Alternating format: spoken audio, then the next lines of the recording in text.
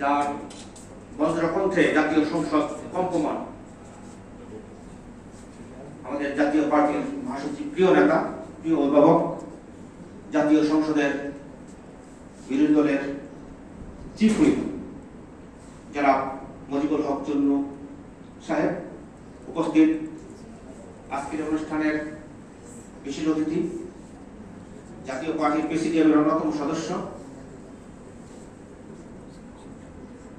এবং আমাদের মাননীয় চেয়ারম্যানের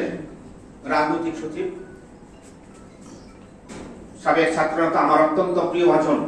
শ্রদ্ধাভাজন অ্যাডভোকেট রেজাউল ইসলাম ভুইয়া, উপস্থিত আছেন বিশেষ অতিথি মাননীয় চেয়ারম্যানের উপদেষ্টা, আমার অত্যন্ত প্রিয় জনাব খলিলুর রহমান, উপস্থিত জাতীয় পার্টির কেন্দ্রীয় নেতৃবৃন্দ, গাজীপুর মহানগরের সকল নেতৃবৃন্দ, আসসালামু আলাইকুম। আজকে আমরা এখানে উপস্থিত হয়েছি, আমাদের গাজীপুর মহানগরে একটি আহ্বায়ক কমিটি দেওয়া হয়েছে। এজন্য মাননীয় চেয়ারম্যান এবং মহাসচিবের প্রতি আন্তরিকভাবে কৃতজ্ঞতা এবং ধন্যবাদ জানাই। আমরা চেষ্টা করব গাজীপুরের সবাইকে নিয়ে একটা সংগঠন করার জন্য, যেই সংগঠন